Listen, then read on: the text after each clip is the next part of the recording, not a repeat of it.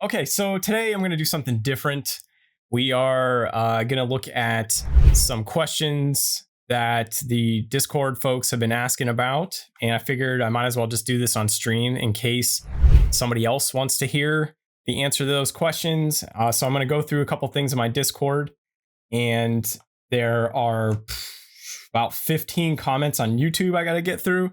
So let's just do it together today and see how it goes. And if you have any questions, if you're on, let me know, and I will do my best to at least investigate them or try to get you pointed in the right direction if I can. So Nova Leaf, you've been making something custom, and it looks like you're doing some kind of destruction mechanisms. You've been building it yourself. I've been watching your updates over the last few weeks. It looks like you are making progress. I did check this out the other day.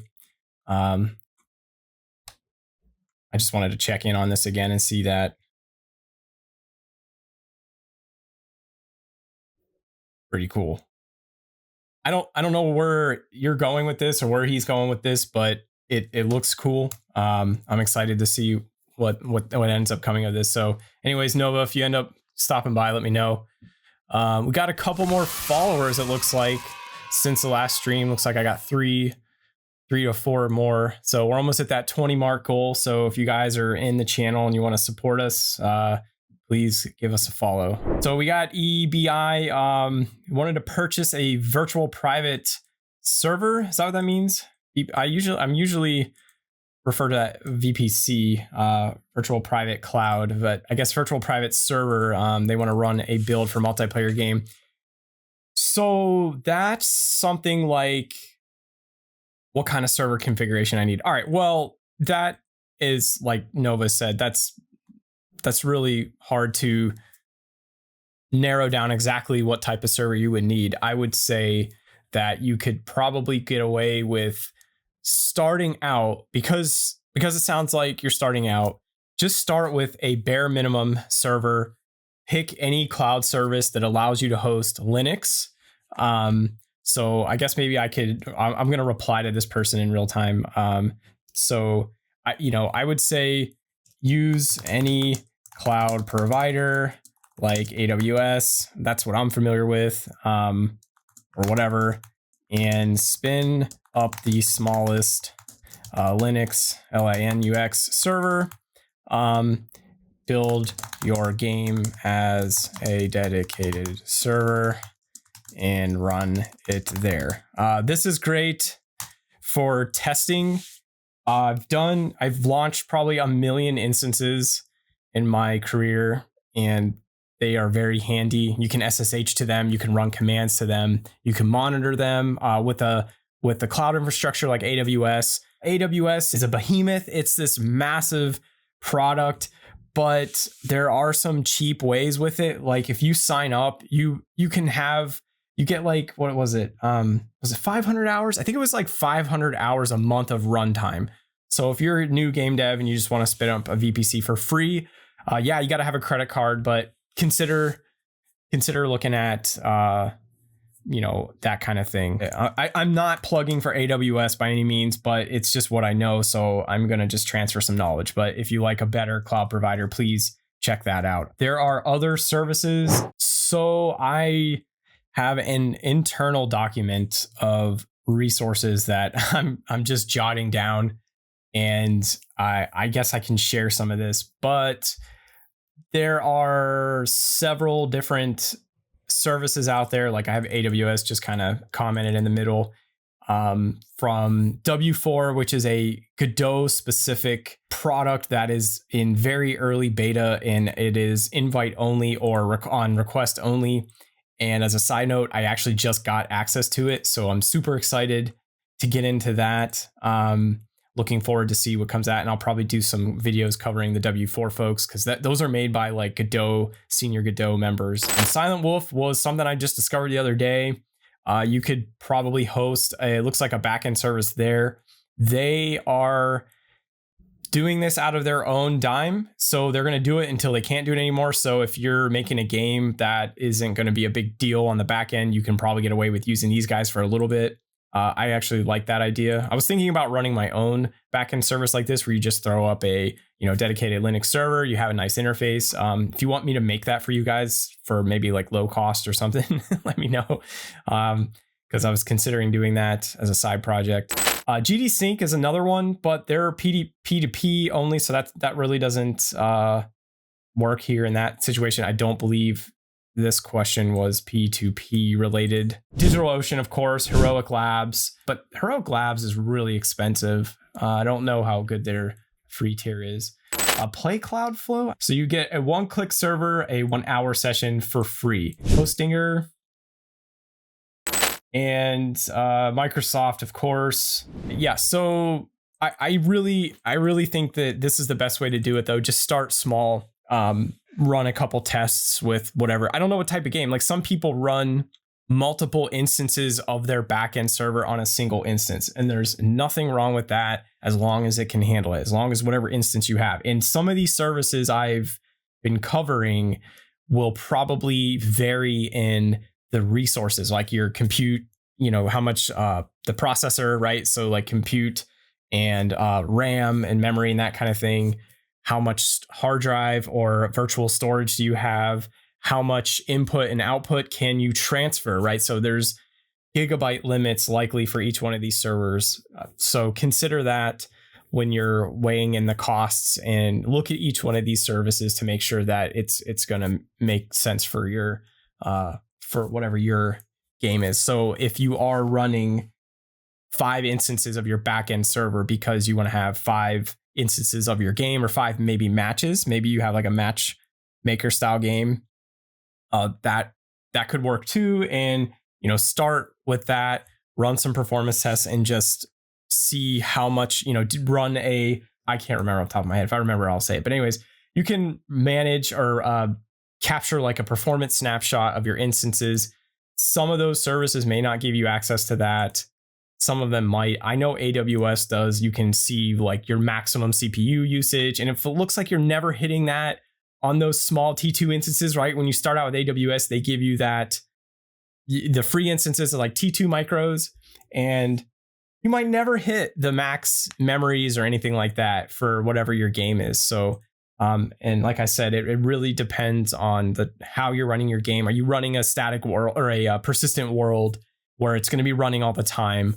Or is it going to be match based, where maybe you don't want to have a server running all the time and you spin it up because you have this matchmaker process? I was thinking about building an architecture, kind of an example for the game I'm working on, that I started during the game jam, where you have like a matchmaker that spins up EC2 instances, which are under AWS, right? If somebody joins and a match is made, so they find somebody else wants to play, then at that point we spin up an EC2 server on demand. Because if you just have an EC2 server running, you're going to blow through your free tier. And if you don't have a free tier, well, either way, you're going to have charges that will accumulate, because you're just going to have that EC2 instance waiting for people to play games on, even though you're not even using it. So that's if you just want to have a really quick access. Like if you have funding or something, maybe I can consider doing that. But if you don't have funding and you're doing this out of your own dime, consider making an architecture like that, where you spin up an instance. And I think we can get away with it now, because those EC2 instances spin up really fast now. Like before, it would take like 5 minutes, but those T2 micros spin up super fast. And there might even be more like, like serverless style AWS resources. I think they're going to be more expensive. They're a newer technology, and I haven't had a chance to play around with it. So I do want to look into those one day and see if that's something that is realistic or is affordable, because then you just tell it, you can hone in on the exact resources that you want. Like I need, 3 virtual CPUs and this much RAM to handle my resources. So you can really dial it in. And I think, you can kind of do that with the standalone instances, but I think they have these more resource-based models with some of their stuff. I think ECS is like a scalable product that they offer that might have that, but I don't know if they offer that standalone. I'd have to look that up. It's been a couple years since I've seen that. So yeah, so a small VPS, this guy's this person is correct. You're out $5. And the thing that's nice about these, so AWS is nice and you have a limited amount of hours that you get for free. I think I said it was 500 free tier. And I think that'll give us right into what we want. Let's see. Free.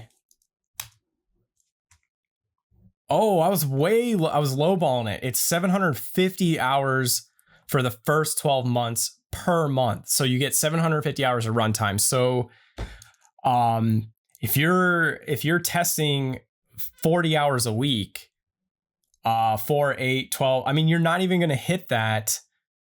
If you ran that server, if you had like a day job or something, you were running it 40 hours a week, you wouldn't even get near that. So, so consider, I think my math is right on that, 40 hours a week. Yeah. So anyways, consider whatever, AWS or not, I don't care. Or if you want pay for you can buy like this person saying, you can buy one of these VPCs from one of these providers and get it for like a flat $5 fee. The good thing about that is there's not going to be any surprises. You're not going to be hit with a big bill at the end of the month because those other companies like these ones down here are probably going to cap you at that whatever they're offering for that $5 amount. Whereas AWS, if you exceed that, you will be billed for it. So what I always like to say is if you are using any of these big cloud providers like Google, Red Hat, Amazon, Microsoft, the first thing you need to do after you create an account is figure out how to create an alert that's going to email you on a threshold of a certain budget. And I actually have a video for how to do that in AWS. So if you want to look at how to do that, just go back into my video history and find that video. I really recommend doing that. And you can even set up notifications like you've hit 50% of your budget. And if your budget's $1, well, then you've hit 50 cents. And if you don't want to spend $1, then you need to, you need to make sure that you go in and cancel those or spin down those servers before you hit that. So I think I've talked a lot to that, and I think whoever's on don't have any questions, so I'm just going to move on. But in Tribe, yep, you can definitely Dockerize your services. So the thing about Docker is most of these big providers, these big cloud providers are going to support a Docker container.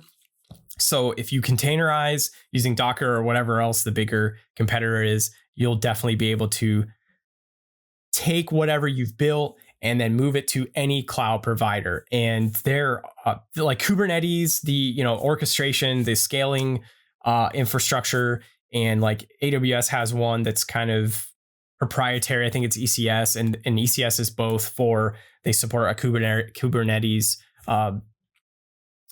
framework or just their own whatever ECS is, and they support Docker. So you can spin up different and scale using Dockerized containers, and that scalability, that functionality there, you can use on probably any of these big services: Red Hat, Microsoft, Amazon, Google. They're all going to allow you to use Docker. So if you spend the energy and put in the effort to Dockerize your Linux builds for your Godot backend, then you've opened up really quick and easy way to deploy your Docker container anywhere. You can do your Docker testing locally, and you might even be able to simulate resources locally. Now, I haven't used Docker in probably 4 or 5 years, but I was using it pretty heavily before that. So I have a lot of experience with Docker, and I don't know if they had it back then, but I have a feeling that you can tailor your local container to handle a specific set of resources. So, EBI, that's another thing that I would consider. So good point there on Tribe for that suggestion. Let's go to AWS. Which I don't have any comments. I guess somebody might have upvoted something, so I don't know why it's showing a comment. Don't have anything under Unity this week. Not really doing much Unity at all lately. Maybe just answering some questions. And we'll come back to Godot. Let's go to game dev and just see what we've got here. So this person's been been running into some problems with synchronization. We had a look at that last week. Or earlier this week, I guess. and I think we were able to get them unstuck for the most part. I think they're having problems with capturing the mouse. Not exactly sure. So I'm gonna just gloss over that. Looking to make Zate. It's been around for a while. I'm gonna look at making customizable characters in Blender containing shape keys, among other things I'm not too familiar with. Do you guys have any videos recommended? Separate head and model attaches the body. Certain images not work together. Separate meshes in Godot. I don't have a ton of experience with this stuff. This is like a different skill set, the modeling side of things. In materials, that's not my expertise. Hopefully somebody is able to weigh in if you guys know of any answers to this. Clothing. Yeah, I don't have any experience with this stuff, so I'm not really gonna comment. I have a little bit of experience separating animations, not actually having the models the same. Like the obviously we have this character model that I've been working with, or character models over the last whatever year, and I have a video or something I did where I separated the animations using an animation tree, where you could have an animation state machine and separate out like your running animation. So if it was pure running, you would be running, you would see his arms move around and that kind of thing. But if he was running with a gun, then I have a state that turns off like the top of the body, and it follows the mouse, so he can like aim up and down with that arm, and it tracks like with the mouse. And so you can run and do that at the same time. So you can actually see their like head rotate up and down based on where they were looking. Now that's one way you can handle that. But I think inverse kinematics might be a more better, I want to say a better approach in the long run, but their stuff, Godot's stuff was deprecated at the time I made those videos. So I didn't want to I wanted to find a different solution for that. So that's the only thing I would say about that. Multiplayer synchronizer emits on a button pressed. If that's your flow, I'm not exactly sure I would do it that way. I would have to know a lot more information, and I think an RPC is a better solution for that, right? Because RPCs are your event-based mechanisms, and your synchronization is where you want to synchronize and keep something in sync at all times, like player health and maybe positions and that kind of thing. So I'm not sure if that's a good way to approach that. So consider using RPCs, Legion. I don't know what this enumeration means. I do not understand what they're saying with enumeration. And yeah, Scott's doesn't really do private messaging. And I don't know what this video means. Rendering on dedicated server, render different players in different scenes. So that problem, trying to render different players in different scenes, is I don't know how trivial that is. I talked about this the other day at some point, or I wrote about it in here. I can't exactly remember, but you can turn off what you want to synchronize with your synchronization or your multiplayer synchronizer. You can actually, and I think it's called visibility, and you can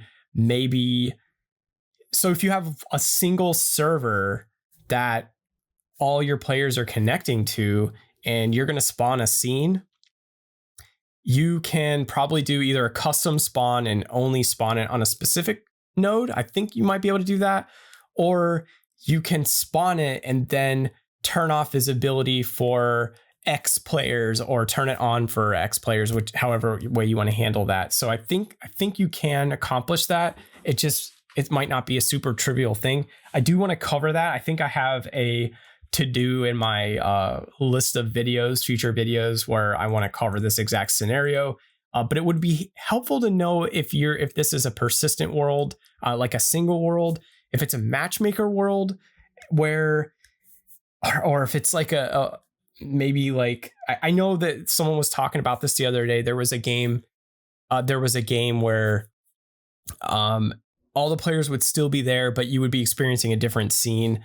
And that's, to me, just like even if it's a temporary world, it's still a persistent world. So I think that's something that I'm going to look into eventually. Guys, if you want, there's a Making the MMO. It looks like they're using maybe a Python backend and connecting Godot to it. I don't know. I haven't seen it, but if you're interested, join the Discord. And we've got some gurus and experts in there. And I try to get in there as much as possible. A lot of times I get really busy with work and other things, so I can't always get to it. But let's move on. Okay, so Annie's got a question about a recent video I did. There's a moment where the player name is set when a new player is added to the game. My issue is that the player name solely depends on the new network ID. Yep, which is given by the callback. What if I want to allow players to decide their names? I already have a UI. Well, then just make a different field. Have a different name field. I mean, that's how I would do that. You keep the name for your infrastructure. I think right now you could use a different field. If you go watch all of my videos and you'll see that some of them I use names, some of them I use player ID to represent network ID for the checks that you need to do for managing your multiplayer sessions and tracking, which peer is where and should this peer have access to certain things, kind of like an authority problem there. So if you're confused about that, I think this is how I think you can set name here like that. If let's see, wrong place to set the player's name. How do I do it? Probably found this. I don't know why you wouldn't set it there. If using synchronizer, you want to add a sync property such as name and have it update only once. Yeah. So that's a pretty good answer. I think EU Mario, I think that's a pretty good answer. I don't see why you wouldn't be able to set it there. I don't see why. Yeah, just use a different field, like in your code. You can set it there or after your player enters the name, or maybe have your server send an RPC after they join or connect that tells that that informs or that sets the name in all clients. I like the idea of syncing once when the player spawns, which is using your multiplayer synchronizer.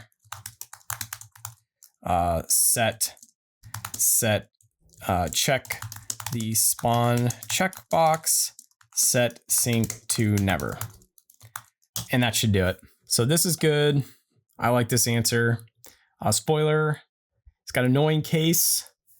Using sockets. I haven't used sockets yet with Godot. That is a little bit lower level. Haven't reached to that point. I'm covering everything high level right now, so as to allow for all the newer developers to come in and not have to worry about managing messages themselves. And let's just rely on the higher level APIs for now. Eventually, if I can still do this channel for a considerable amount of time, I will go and do more lower level things, but we'll see.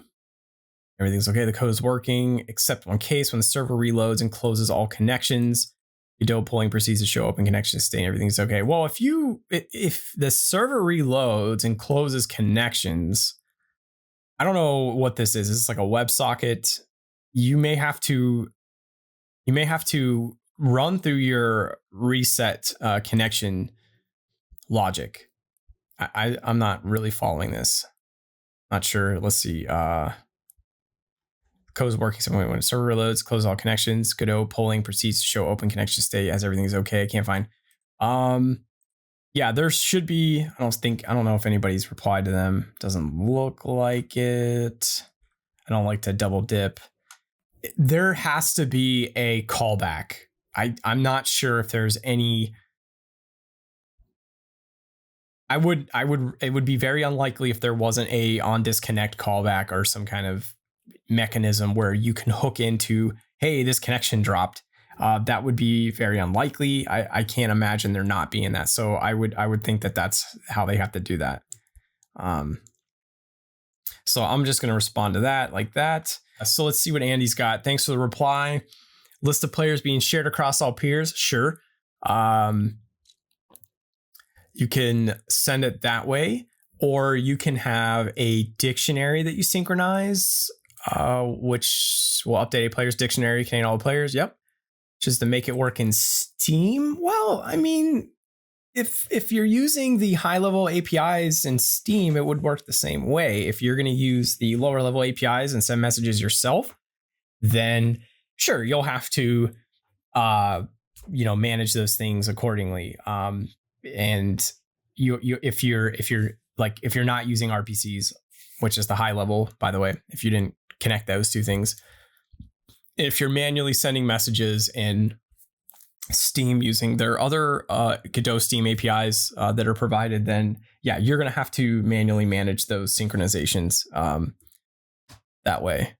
Yeah, so I'm just saying, I'm just going to repeat what I said, that you can synchronize a dictionary of the players with some basic data.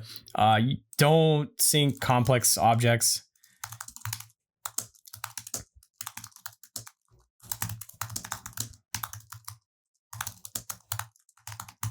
Like nodes or anything like that, just what you need. So you could do it that way, or you can sync, you can send RPCs to keep a list of the players. You can also, I guess I wouldn't do it that way either, but your clients can also ask every so often, but then why would you do that? Just when a player joins or leaves, you can always just send an RPC to everybody. Hey, a player left, or hey, a player joined, and you can always update everybody that's there that that needs that information. And maybe not everybody needs that information. So yeah, using RPCs could work. It's probably easier to do a sync, but if you need to have some separations like team 1 or team 2 kind of thing, then yeah, you can definitely manage that manually, more with some RPCs. Croy's got a question. I think I said that right. I don't know. If I'm using multiplayer spawner for a player character on the server, multiplayer authority is being set. However, the client multiplayer authority of the player is set to 1. No. I think the player itself is the player. If you're, let me just say hello first. Let me type it out and then I'll review it.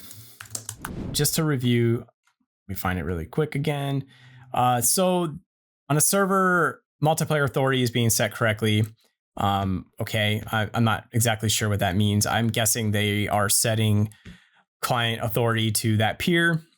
However, on the client, the multiplayer authority of the player is set to 1. That is correct. So if you are giving, so I need a little bit more information. So if you read my reply, I'm saying that if you set the authority, what you're going to set on the server, if you set that authority, technically, I'm not sure if it is set in the server, but whenever you set it, like on the enter tree function, or if you use the onReady approaches, I have a couple different approaches. So go watch my whole video series so you can see the couple different ways I do it. But if you're setting the authority to the local client, which is going to be the network ID, right? So some string of 8 numbers, 8 or 9 characters, whatever it is, numbers. If you just set the input so that the player's inputs, keyboard and mouse movements are client driven, or the client has a sole source of truth. So the client is telling the server that. So you're setting client authority to input. That's that case. The player object itself will still be set to server authority, because what that means is you're setting the authority over the inputs, but it's your server who determines where it should actually be. So if I teleport across the world because I was able to input something that was extraneous, like in a racing game, somehow, if I was able to send an input that didn't make sense or something, and I was able to move across the screen, for example, to the other side of the world, your server will still have authority over that player and be like, you can't teleport, you can't do that, you can't cheat like that. So that's kind of a rough example of that. So yeah, I don't think that's a bug. I think that's correct. Your input should not say 1 though. Your input should say the network ID of the player. So that's a good question. Can someone help me tutorial for dedicated server for Bracky's game? The dedicated server doesn't start even if I add a ready function in the game manager scripts. Anybody know what it could be? Oh, that's really vague. Yeah, I think you're gonna have to. Thanks, Tribe. I really think you're gonna have to post some stuff. He said post in copy pasta, and you posted it here. That's cool. Whatever. It's not a big deal. Let's see what we got here. A dedicated server. If OS feature, are you building it? Are you building a dedicated server?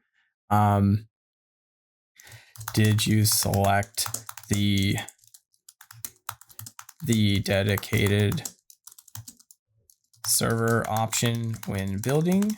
I have definitely that's not a dumb thing to ask, because I've definitely done that. I've built a game before and I went to deploy it and it just puked. It just didn't make any sense. And then I went back and realized that I actually just made a build of the game and not a dedicated server. So of course the feature would not be there. And I see what they're saying. So what's happening is they're trying to do a dedicated server build and they're saying it's not starting. It's likely that they just built a client build and not a dedicated server build. So that does happen. I'm going to need some more information. Will do. Thanks. Will do. Join the tester squad under roles. I do tests from time to time. Well, that's for me. I mean, I don't know. Other people can do that too. Anyways, so anyone familiar with microphone? Nah. No, I am not. Trying to get the volume output. My code is detecting the spectrum analyzer and the returns. I'm going to just do I'm not sure here. And a thinky face because I don't know. But I'm still going to look at their code because I'm curious. So they've got a ready function. Trying to get the volume output. My code is detecting spectrum analyzer, I think, but only returns 0, 0 when I attempt to get the frequency. This is a cool problem. Very cool problem. I don't really know much. So if they have an analyzer instance here, they're getting the magnitude for frequency. So they're getting the a magnitude for a range of frequency, and it's just not printing. Returns 0, 0. So yeah, I'm not sure. This sounds like a really cool problem though. They have their analyzer instance. Yeah, so not sure there. All right, so I think we've got through this, and I'm gonna switch over to YouTube because I think we've got everybody kind of straightened out here. Legion, yeah, man, we're gonna need some more info to help you out there. I'll start the old video. So 6 days ago, so I haven't checked in on things in a while. I have a question. Have you ever tried W4? We were just talking about W4. How do you think worth it to use? Is a better option for multiplayer? I'm honestly confused with multiplayer theme. I'm going to publish my game on Steam. Maybe there's a better option. Yeah, so you can do that. You can do all that stuff. I just checked on some stuff with W4, and I am really excited because I come from a background with using AWS and GameLift. So I've used Unity's multiplay. I didn't get terribly deep into it because it was new, and then the Unity thing happened, and then I switched to Godot. But it looks like you can get an $800 credit. So if you're into Unity, check it out. And I've used it. It's really cool. They have matchmaking. They have scalability. The matchmaking rules seem really customizable for whatever you're trying to do. They allow you to create Unity builds and upload those builds, and have, they will store your builds on the server, and then you can scale up to support your matches or your game to, host whatever backend you need to do with Unity. I believe they also offer at the time they didn't have certain things, but I think they were going to offer additional like database storing.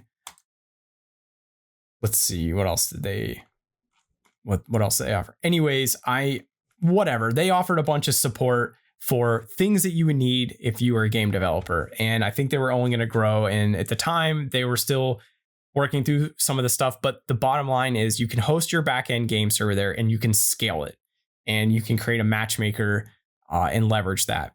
And if you don't want to get into building your own cloud infrastructure, it's a really cool thing. Like if you don't care about learning AWS and you don't want to deal with the permissions and all that stuff, because there's a lot involved with it. Oh, authentication and user authentication. And I think they were offering that as well. If you don't want to get into all that yourself and manage that, which I totally get because there's a lot involved, it's really hard for a beginner to come into, a multiplayer game and that kind of thing, and then be able to get into cloud and become and have all those like gut instincts about where you need to watch out for security things and that sort of thing. There's just a lot to it. And for a beginner, it's a little daunting to do an AWS, to do a Google, Red Hat, and that kind of thing. Now, they do have products that really lower the barrier to entry. And I don't want to steer anybody away from it, because if you spend enough time, you will get it. Like it's going to seem overwhelming and weird and confusing at first. I have a few videos to hopefully make it a little bit more approachable. And then some of my videos aren't really for the beginner. It might be for somebody that does have AWS experience, but just wants to learn more.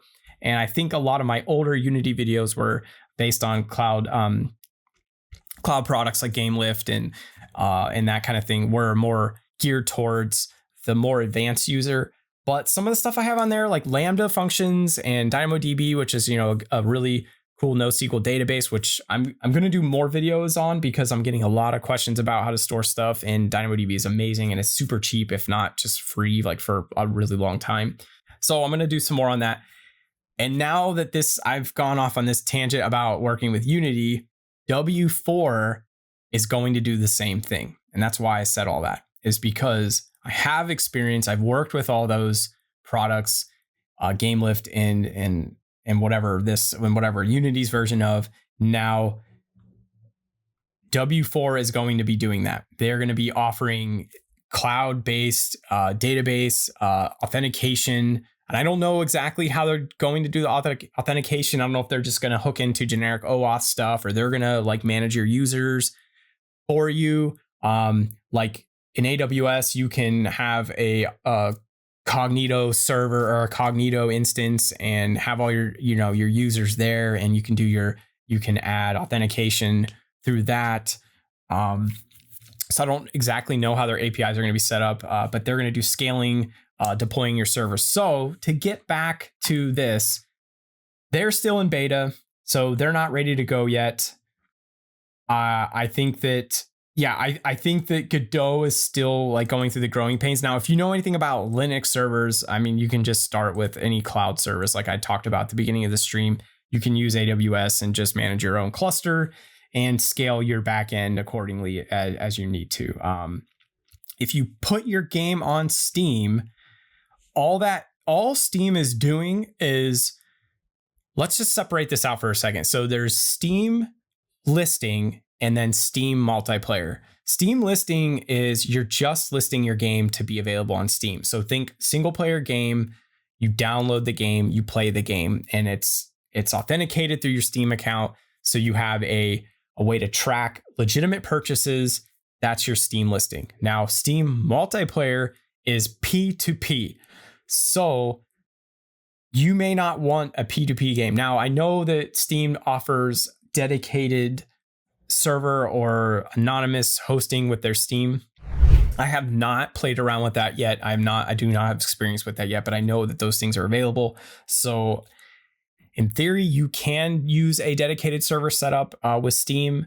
I haven't played around with it. So you can list your game on Steam and then use AWS to host your game's backend, because your game client can authenticate in Steam. And then you can probably, I know you can authenticate using Steam through Godot Steam. So if you want to add Godot Steam to your Godot game, which you will if you're going to list it on Steam, your backend can use that Steam credentials and authenticate to make sure that the calls or the API calls or to establish those connections are authorized using that Steam client and those credentials back to your game's backend, regardless of where it's hosted. So it can be hosted on AWS or anything like that. So that was quite a bit. So I'm going to be like I'm going to publish the stream and I'll be like, refer to this stream. W4 Games, I mean, definitely check them out. I'm going to check them out soon. I think we're going to maybe do a little collab, or maybe I'll just do a tutorial on it and see where they're at. I got to talk to them some more. I'm in talks with them now a little bit. And they seem like it's promising. I'm really excited about it. I think they're still kind of working through the pricing a little bit. Hopefully we see a pretty generous free tier. But yeah, I think W4 can be really good, but you may want to start just hosting it somewhere else, like on one of those cloud providers. And if you join our Discord, I'm going to put a list of servers. I'm actually going to write a note so I don't forget. So drop by the server if you Discord server if you want to see a more comprehensive list of resources there. So I really like your tutorials. Wondering if you can help me start ship bridge game. Not sure what that means. Trying to figure out how to have multiple players for each different PCs each. Yeah, again, this goes back to that. Okay, I have a backend, or I have an instance that I want to spawn different players into different scenes. I don't have a solution off the top of my head for that. I'm gonna have to come back to this. I've had enough requests for this to do a video, so I'm going to refer back to what I said before, as I think you can use the spawner and the visibility tools to tackle this, but I plan on doing a video on it. I actually answered this question somewhere and I provided a feedback for it already. I will try to provide more information for that later. So hopefully I can find something on that. But again, I think that's going to require a little bit of, massage and shimming some things into place. I don't know. I'm definitely going to that's in the queue. I'm going to do a video on that. So I just don't know when. So I've got a lot more right now to work through. So we'll see if I can get to that sooner than later now. I hope to see your paid content on sites like Udemy. I don't have any paid content. Everything is on YouTube. The Patreon stuff, I had listed some projects on there, but I haven't listed for a while. You need a machine translation function. Okay, so this is cool. This is new. I'm not really familiar with that, and I didn't know that there was a demand for that. So I wonder if I can still offer it for free, but then like just stick it on Patreon. I'll have to look into that. Yeah, help me out if you have any more information, because any kind of help with like that could speed up my research would be greatly appreciated. And thanks for watching that. This is the best Godot tutorial, multiple tutorial I've ever seen. Thanks for the video. When I join as a host, the camera's jittering. Cameras enable position smoothing, 5 pixels per second. Is there a solution? Cameras enabled of position smoothing with 5 pixels per second. Not really sure what he means there. Camera is enabled of position smoothing with 5 pixels a second. Are they synchronizing? Yeah, sometimes your camera will jitter if you have it set up, and I've experienced this. If you have it set up in a certain way, I don't know, I can't really detail that right now off the top of my head, but I know there's like, especially in 3D worlds, if your camera is nested, and maybe you don't have like a spring arm or something, you could end up with some jitters. I've been able to get away with some of that, I think, by moving I still put the camera underneath the player in my latest videos, like especially this Godot 3D template that I've been working on, and some of my older Godot 3D stuff. But and yeah, I have noticed some jitters, and over time I feel like I'm getting better at it, and I'm not really sure exactly what I did to get better at it. Maybe I've added a spring arm, I've added a sphere around the camera, the collision sphere for the camera, and I don't really experience it as much. So synchronization, if you're synchronizing, another issue is authority. Like maybe you're synchronizing the camera and you don't have it set to client authority. Maybe your server's fighting it. That would be an extreme case. I don't think it's that, but yeah, again, get back to me on that one. I'm not exactly sure what to say with that. Great tutorial. Wow. Well, okay. So making a Godot 3D.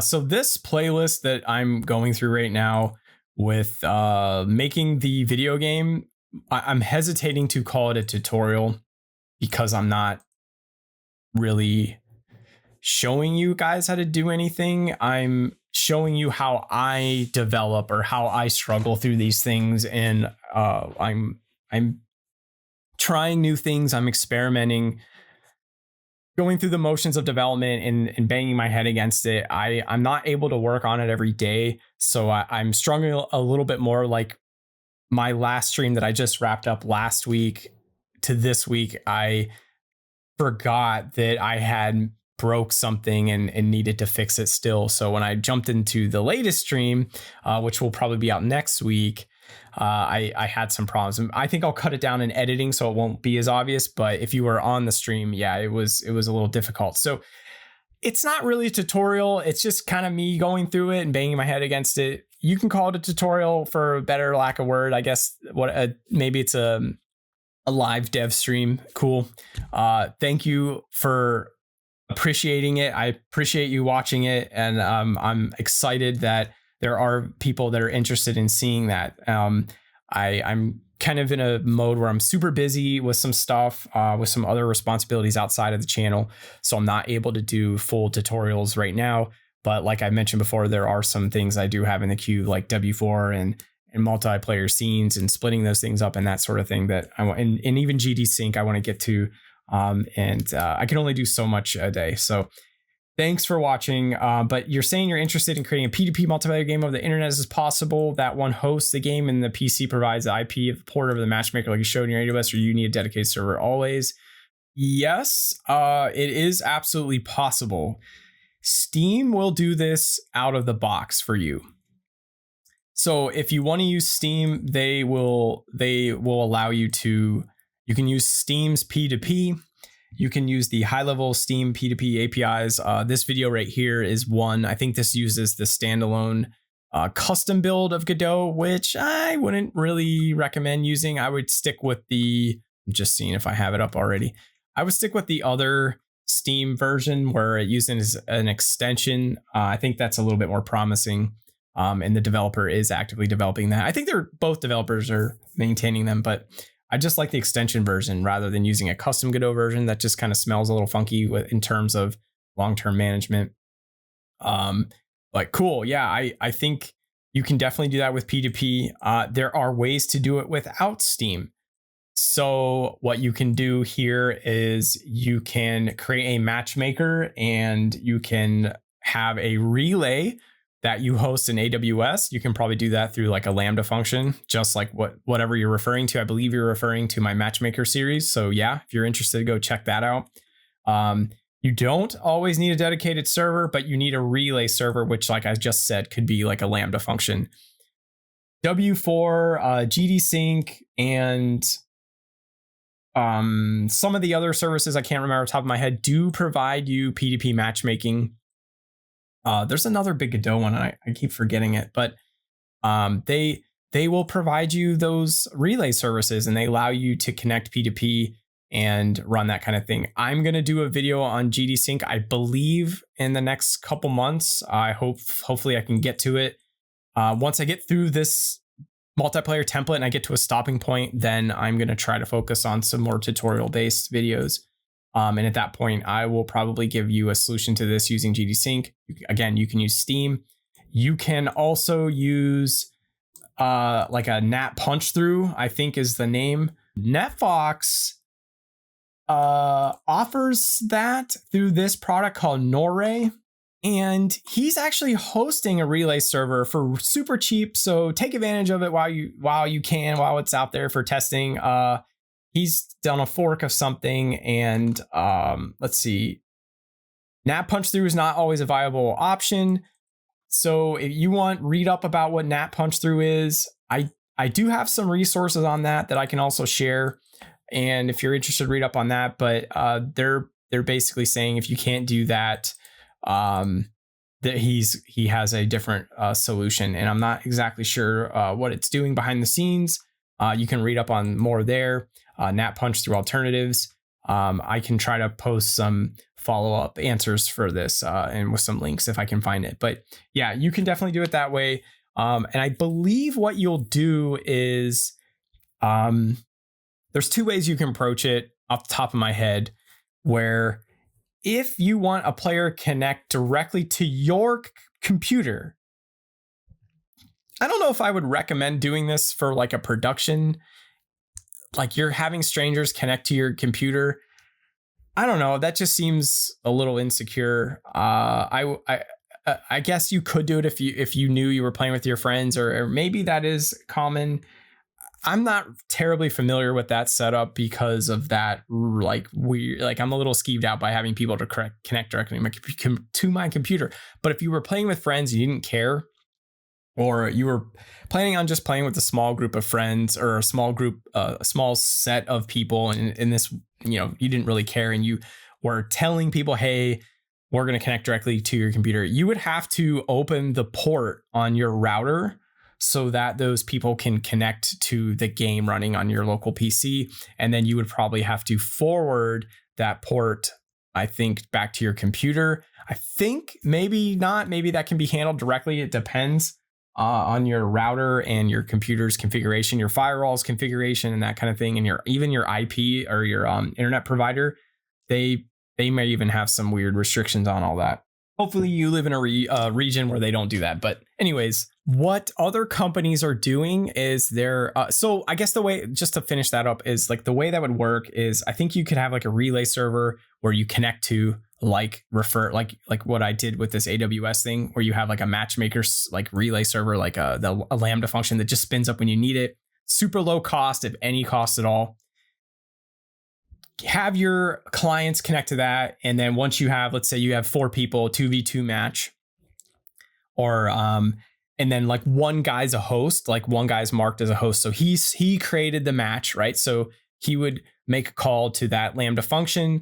The Lambda would run, and it would you could just do like a WebSocket approach, like what I did in that video, and he can be marked as the host. And then what you can do is, once you have everybody in the match connected and ready to go and the game is ready to start, you could send them your IP address, and you can just send like a request to, okay, everybody connect to that person's IP address, and they would all connect to your IP address. Now, I don't think it's as simple as that. I think there are other technical things that I just talked about that you may have to do to allow people to connect back to your server. I don't want to talk to that off the top of my head because I haven't done a whole lot of work on that. I have done research in the past, and like I said, there are some other ways to do that, but you can look into that. So that's like one column.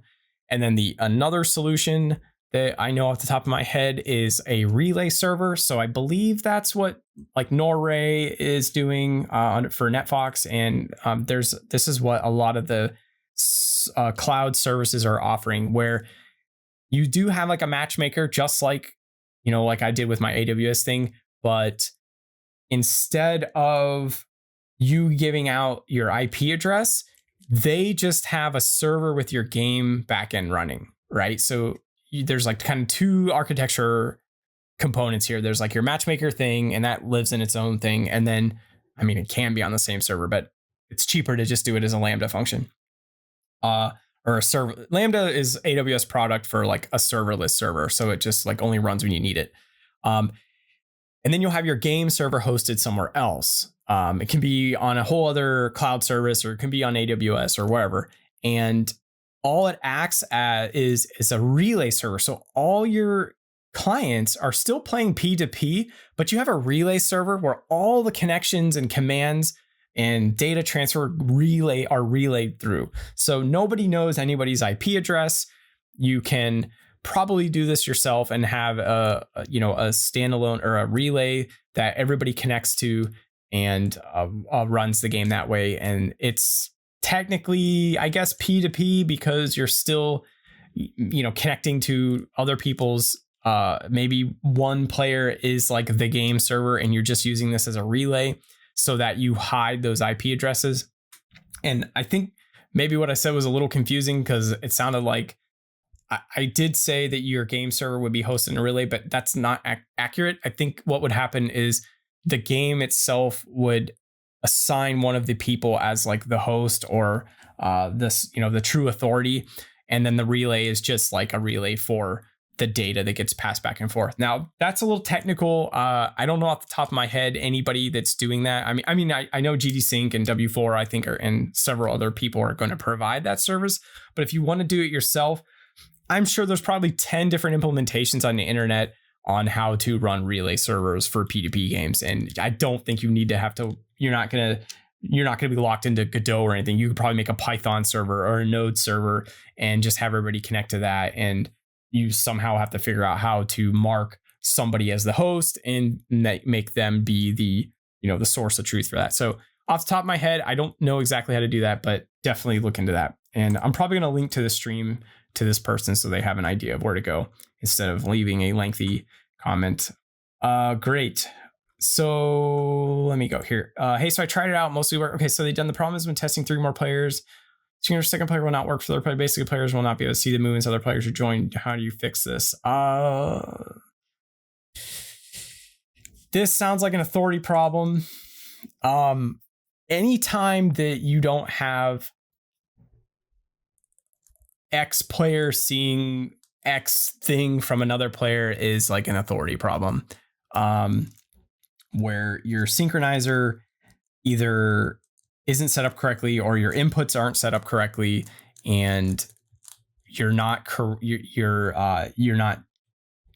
the positions of the movements or the position properties and getting synced correctly. Yeah, I'm going to need a little bit more information because this is a common problem. I run into this problem. If you've watched my stream on this making a Godot 3D multiplayer template, I've ran into that problem and I fixed it. And it's always like you're synchronizing something's wrong or, there's a conditional missing and you just gotta take a step back, think about what am I doing here? Where is this data going? Who has control of this data? It's probably you're just synchronizing it a little incorrectly, but yeah.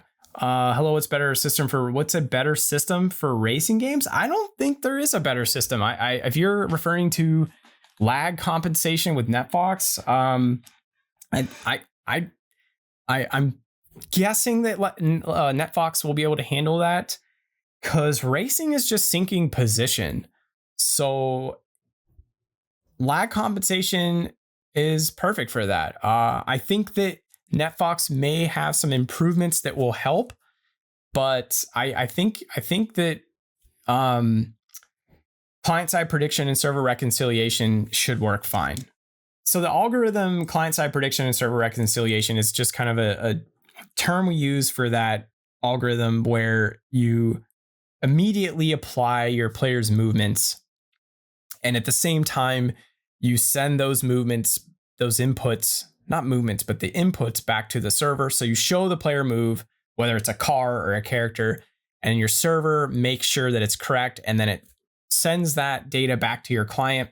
And your client's like, or your server's basically telling your client, hey, this is what actually happened. And if that's what actually happened, then you don't need to correct anything.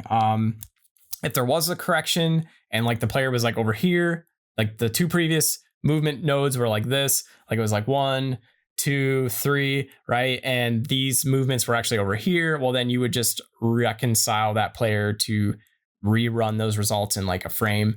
And then you would see the player kind of snap or lerp or however you want to smooth it out over to where they should be. So that's kind of like that's what that does. So when we say client-side prediction, we're basically just taking inputs, so mouse and keyboard inputs, running them through hopefully a deterministic movement code, meaning the same code on their server and client should give the same movement output. So really you should never see a problem unless you have a lag spike and you lose data and maybe some data never reaches your server. That's okay. We can still reconcile those things. Maybe you're actually a little bit over to the left further than you thought you were. Whatever. That's just, the nature of multiplayer games. And our current internet technology. So I think this algorithm should work fine. I think NetFox should be a good start if you are concerned about it not working. The only gotcha that I can see, or the only improvement off the top of my head right now, is as part of that algorithm, this client-side prediction, there are different aspects to it that can be exercised or implemented. And it's not like there's one way to do this, right? There's several ways to do this. There's several like improvements on how you can do this, implementation of that. And one improvement, and there's several videos on the internet about this with like Unity and even Godot. I think the game dev channel, I can't remember the name of it, but it's like one of the big early Godot multiplayer channels. He's got a ton of videos out there. Game Development Central. I think that's the name of the channel. Go watch their series. There's like 20 videos. They're not very long. Just go watch all of them if you're really interested, because it's very helpful. I think everybody's watched them. And I think I've even linked to them in the description of this video. But one of the things that he does that NetFox doesn't is there's this capability where your player is rendered in current time, but everybody else is rendered 100 milliseconds in the past. And they claim in that channel that that's industry standard. I've read in multiple places that that's actually true. So your competitive first-person games will render all the players 100 milliseconds behind. And the idea is that you don't really notice that as a human. Like, you're not going to really see that. Currently, NetFox, I don't believe, renders all the other people 100 milliseconds. They render them as fast as possible. And I think what that 100 millisecond render in the past will do is it gives you a buffer of 100 milliseconds. No matter what the lag is, you always have 100 millisecond lag that's baked in that won't be noticeable. So this server reconciliation part should be much smoother, because you're going to have less error correction because you give yourself that 100 millisecond buffer no matter what for all the other players in your game, right? So if you have a 10v10 match, you are going to see yourself in current time, but everybody else is going to be 100 milliseconds behind. And that's not really enough time for you to miss those like headshot calculations. And again, those are all going to be should be calculated on your server and then corrected and reconciled if it was actually happening on the client. Now, there are some serious improvements and optimizations to this algorithm. I believe Valve, or not Valve, was it Valve? Yeah, whoever called Counter-Strike people. I think it was Valve. I believe they have I don't know if it was Counter-Strike. There is some game out there that I just saw an article on. I have it linked somewhere. I might go dig it up, but they made additional improvements to those Twitch Fire, first person games recently that are supposed to be really even more accurate. And it's about when you take timestamps and how accurate that timestamp is and how accurate your lag compensation is, because it's not an exact science. It is a best case scenario. You're making an algorithm to handle the generic, the general public's network connections and how you reconcile those lags between or the delay and latency between all those connections. So anyways, that's a mouthful for such a simple question, but I think this should be fine. I'm going to try to post some more links to this later, and let's get going through this. ChatGPT, if I get is to check the peer's authority and compare it with the current peer's network ID. This makes it possible, for example, to perform behavior only on or from the peer initiating action. What's the difference between RPC call local? Because this is the case, we're making sure that annotated method is called. We're also making sure that the annotated method is called only on the client that initiated the RPC call. Asking ChatGPT. I've never asked ChatGPT. I can't imagine. ChatGPT is just a language. The AI doesn't know these answers. It's just a language, whatever that is called, processor that just puts the next word in front. If get multiplayer authority is equal to, that's how you get, is this instance of my player, if it's on my machine or the server or someone else's machine, you're checking, is the authority equal to that peer? So this is good for if you're checking to see, is it client side authority or, which, this is a good check to make sure that we don't do things on the wrong peer. Like this is where if you want to make sure that inputs are only produced from my authority, my client authority, this is like a good check for that. And that's what they're saying. That's what they're saying. But for example, to perform here only from the peer that initiated the action. Right. So what's the difference between that and call local? Call local is an annotation or a parameter to this annotation that means that you can also call to the local peer that's initiating the RPC call. So if you're on a client and you make an RPC call by default, it should call to all other clients by default. And if you add call, except for the one you're on, right? So your RPC is just like send a message to everybody except myself, like the default RPC implementation. Now, if you add call local, it says call everybody else and myself. So I'm not really sure. I mean, other than we're making sure the annotated is call for only on the client that initiated it. I'm not exactly sure what the use case is. These are really good questions. And I think this is just part of multiplayer development is, it's really confusing. And the tools that you use tend to differ slightly. They're very similar between engines, but they do differ slightly where like they don't translate exact. And like Unity has like much more powerful tools for certain parts about multiplayer and that Godot doesn't have yet. And but we'll get there. And there aren't many many videos or resources out there in multiplayer, which is why I'm doing this. NetFox we got a NetFox question about C#. Well, I have NetFox open. GD script. So I don't think they support C#. Yeah, it's just a GD script extension. I don't think they have support for that yet. Hey, NetFox, you got to list your Discord on here. They've got a Discord now. So here's NetFox Discord and Discord. Let's do that. I don't think they'll mind. I'd be curious how character data and items, inventory, player items, so working, Google. Oh yeah. So I'm definitely planning on doing more. I'm saving things to the database, player logins. There are so many different services to approach this. Like, where do I start? Well, I'm probably going to start with Steam because everybody lists their game on Steam. Steam authentication should be pretty straightforward. I got a heart face.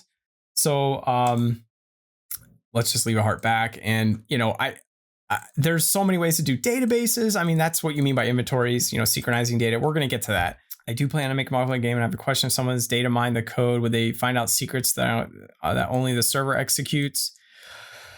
For example, when the secret boss trigger is possible. If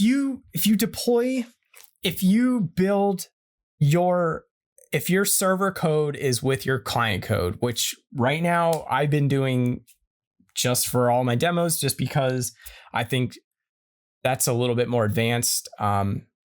And I just haven't had the time to do a separate video on that. But if you are serious, you can structure your game in a way that's slightly different where you have your server code, especially if you're using the high level APIs, it may be a little harder to get away with this, like the built-in Godot high level multiplayer APIs. And maybe not, but the idea is that you would have your server code separate from your client code, meaning you're not going to have shared server code in the same file. So the better way to do it, so there's a couple different ways. You can have separate projects. You can have a client and a server. But if you're using high level APIs, that's going to be difficult because what you're going to have to do is make sure is that you manage the paths that your project is structured, because your RPCs and your synchronizations are going to look for that node path and those must be identical. So if you have a player object or some world object and in there's a synchronizer or an RPC, wherever that node and script that RPC exists on, has to be identical path on both client and server, or else it won't work. Like player slash input slash player synchronizer, that same path must be the same if you're gonna have an RPC there. Even if you don't use that RPC on your client, I'm pretty sure that if you read the Godot documentation, which I was looking at yesterday or the day before, that was one of their big warnings that they had. Maybe that'll change in the future. The next thing to consider, so that was like separate projects. The next thing to consider is you can do separate projects, but don't use the high level multiplayer APIs, meaning you're using the lower level. Maybe you have a UDP connection, maybe TCP, and you're just going to be connecting to some server. Then you're not using high level APIs at that point. You're just sending data. Then you can manage it however you want. You don't have to worry about paths being the same because you're just sending data to some endpoint or through some socket, through some connection, and then that server or client, whatever, respectively, just knows how to process that data because you have to build all that. That's message sending, and that's a whole other thing. I haven't gotten to that yet. Eventually, I plan on doing that. And then you can separate out your client server, and that's probably a lot easier. You can also have another option is to have a shared project with your network code that both projects use. That way you don't have to worry about the paths lining up because you built a separate like module or extension or something for your game that both games inherit from. Now, there's complexities and those things that I've named because now you're managing separate projects. You got to make sure things are imported correctly, and you have to make sure that if you use a shared project that you maintain the same version between the client server, because if you don't, then they're going to mismatch. Maybe you have some logic in one that you didn't share in the other. Okay, so that's separate projects. Now, another way to do it is to handle it in different folders where you have like a client folder or a client folder section, and you have a server folder section. And then when you do your dedicated server build or you build your clients for hosting on Steam, for example, you just exclude the server folders for your client builds. And that's what I would recommend doing. Or you can exclude specific files. I don't think that when I was talking about how RPC paths have to be in the same path, I don't think you need to have the server version of that. Like if you had, trying to think what I'm trying to say. So if you call an RPC from a server file that should only really be called from the server, I don't know if that same file has to exist on your client as well. I'm guessing no, the way I'm thinking about it. Like, so if you had like all your server RPCs in one file for like your player, I don't think that you necessarily have to have those on the client, but if you do, just don't put any logic in those. Like, let's say you do have to have those RPCs on both client server. You could have like a shared file that will have your RPC stubbed out, but just don't put your server logic in there. Like, for example, if you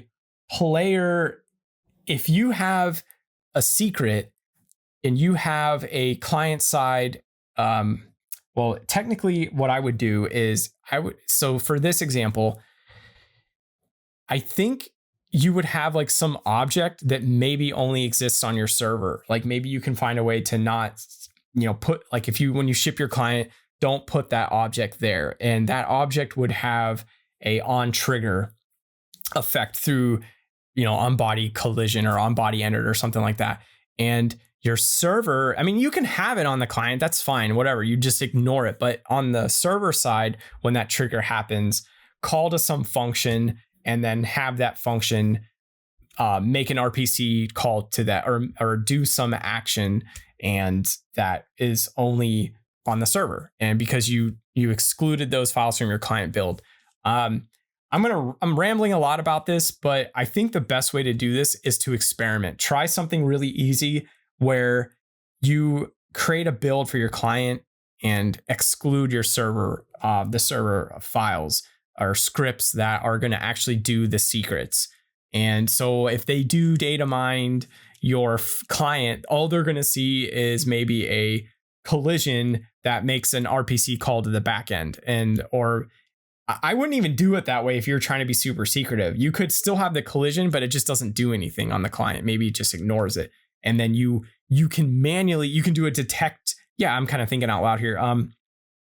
If you're if you're, I guess maybe, I don't know how you would not be able to not put that on the client, but you could have a check that's like, if server only add this signal, only connect the signal, the on enter body signal if it's on a server. So like if authority, only add this signal. So maybe that wherever that signal lives is in another script and nobody knows what that signal does, and you just exclude that script from the server, from the client build, and you only use that script on the server. So that could totally, so you still might have to have like some of the initial setup that could be exposed, so maybe people would see that. I don't know. You're gonna have to work through this and really figure that out. I like this problem, and I think I would like to do a video on this eventually. So I'm gonna actually just write a note so I don't forget to do it. And the last one I'm gonna look at today, got stuck on the jump stuff. Yeah, so what's happening is jump can be handled several different ways, like in various approaches over the last year. And maybe I've used an RPC for some of my jumps. Maybe I use a sync variable for some of my jumps. The input type has changed from, on press to get strength, get input strength. It really depends on what you're trying to do with jump.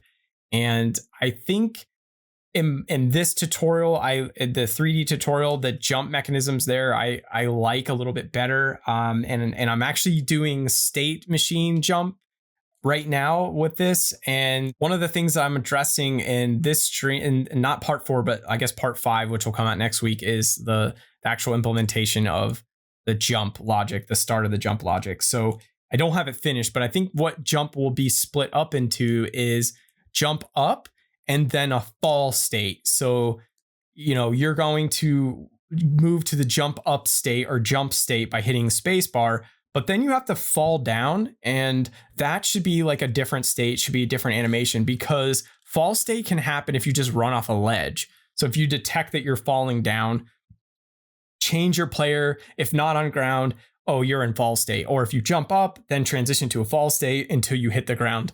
And then once you're on ground again, then you move back to idle or moving or run or walk state or whatever. So I think that's kind of covers what's going on with this. But yeah, you're going to have to do some stuff. The do jump thing that I did in this example may not be the best. You might find some improvements. I'm sure there's an improvement on it. I wanted to have something just really basic working. So yeah, there's definitely some more work to be done there. All right, well, I'm going to wrap up with these couple comments here, and thanks for coming by. I'm just going to get through these questions really quick, and then I'm going to bail. Yeah, this was good. Appreciate you stopping by. So this person was saying they had a typo when they were doing what was I saying? Did you select the dedicated? Oh, here we go. Today I tested Bracky's game with PvP over Steam with a friend. Connection worked perfect. I got thousands of strange warnings. Yeah, I opened that. So yeah, thanks for that, guys. So I'm done with Discord for today. And this person was asking about they were saying the zooms were a little annoying, and yeah, I totally get it. But I got good things. I can spawn and hit kill multiplayer enemies, but anybody join later, he will see enemy ghosts but if anyone joins later, he will see enemy ghosts. Yeah, I think you have to despawn from the server. Yeah, I think there's a way to despawn. Off the top of my head, I think you just I think you can queue free on the server, and that should do it. Yeah, you basically have to remove them. I think you have to do a despawn by running a queue free.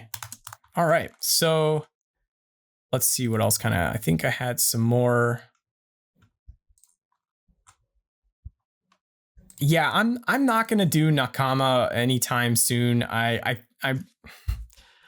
It's really expensive. It looks really good, and it looks really when I say good, I just mean the feature sets seem pretty strong, and I think it's a really comprehensive multiplayer solution. I think it's going to be a while before I get to them.